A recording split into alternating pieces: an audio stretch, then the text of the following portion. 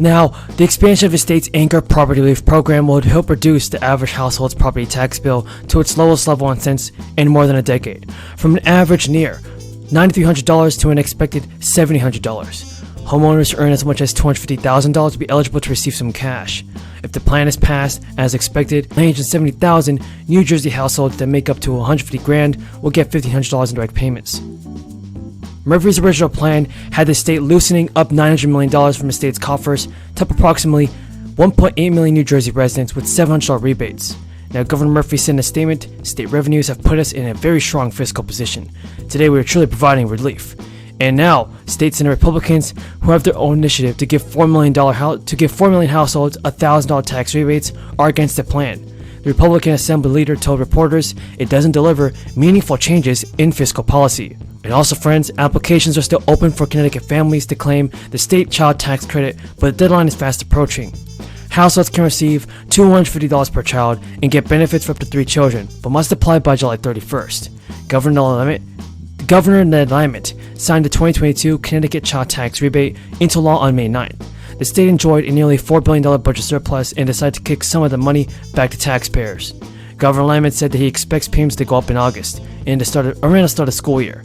Governor Lamont told reporters, "I strongly urge all eligible families in Connecticut to submit an application so that rebate can be sent to you with no delays. Any Connecticut parent who claimed at least one child younger on their 2021 taxes can get the child tax credit." And Connecticut's Department of Revenue Services sent postcards to more than 300,000 households that might be eligible in May, and those who have higher income may be eligible for a reduced rebate. According to the state's website, the rebate will be reduced by 10% for every $1,000 the parent's income is above the income guidelines. The maximum benefit is for a household is $750. Consumers appear to be keeping up with their spending with companies continuing to post new job openings to keep up with customer demand. The CPI index jumped a full percentage point in May. The ongoing crisis has spiked U.S. gas prices to record highs, with a spillover effect into every corner of the economy. So folks, President Biden definitely has to do something about this. I'd like to now hear from my colleague from Utah's 1st Congressional District, the outstanding freshman on armed services, Congressman Blake Moore.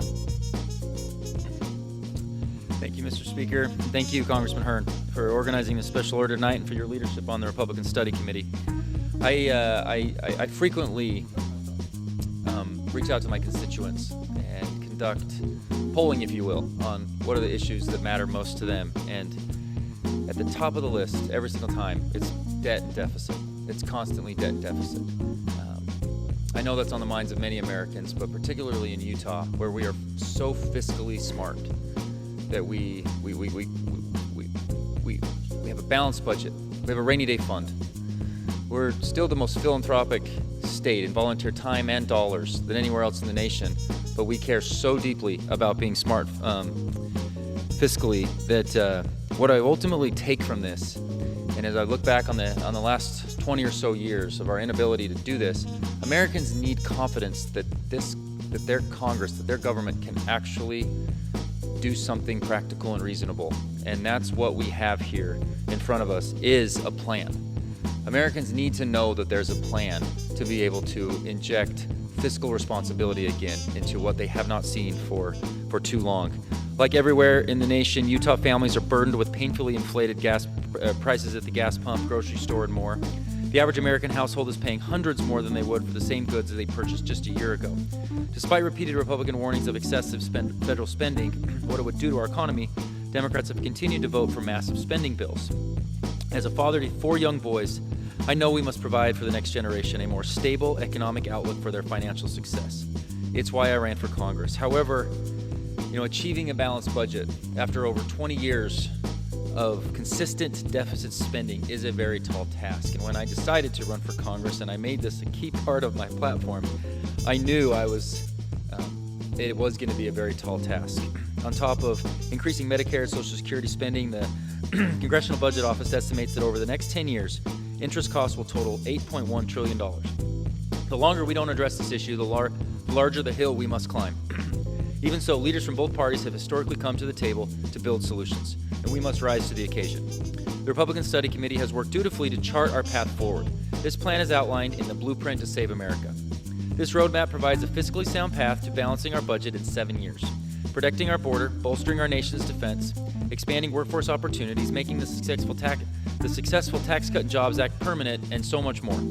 This budget is... And Harold Hamm seems to be pretty How positive. do you like that? It took you till 9:36 to bring that up. Well, I wanted to let you, get through a lot of things first. But what we're talking about is Harold Hamm. You know him, you've seen him, comes on our air. One of the pioneers, right? In terms of fracking and the Bakken. Continental Resources is his company. He owns 83% of it, by the way, but it's not enough. He wants the other 17%. That's incredible. He's picked a point. And most of us would say he's late. And he makes an offer to acquire the company for $70 a share. As you would note, the stock is trading above that. Why? Well, it is seen as a somewhat low offer. Let me tell you the premiums here. 9% to yesterday's close, 11% to what they're calling the volume-weighted average price over the last 30 trading days, and what they say is a 21% premium for the full year.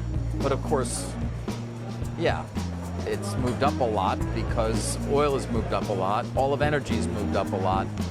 Multiple overall would seem to be a bit low versus the group. Hence, you're seeing this reaction. If he really wants it, he's going to have to pay more. They've established a special committee of the board to obviously deal with their largest shareholder. He also made it clear in his letter, by the way, this is not about him selling, not about him at all interested in any way in another alternative or anything else. If the special committee says no, then they're just going to go home and keep their 83%. But that's where we stand. I guess, Jim, Carl, maybe it means he just thinks there's a great future for energy for a while. I think there is, now. although natural gas is down limit. Natural gas is down extraordinary, 8.5%. I'm trying to find that out. But look, I think that one of the things about these oil companies is that they generate so much cash that why would you not want the cash yourself? Why do you have to? By the way, the stock is up 343% over the last 2 years. Well, but 64% to date. And Harold now, remember when he wrote that $1 billion check to his ex-wife? And we thought, ooh, that's a lot. But now he's worth $23 billion himself, $20-something billion himself. No comment. No comment. Okay. I wasn't asking for one. You thinking about checks you've written? Those didn't become memes on the internet. No, if I get the check from my Bit guy, I might be able to write a check. Where's the Bit guy? What's he doing over there? Oh, my God. Let me just check again. All this for $37. No, I just want the money back there. I know you do. Show me the money, please. To your point about nat gas, Jim, Freeport is now eyeing a partial restart in about 90 days. Oh, great. Yeah, I know. That just shows you how much bad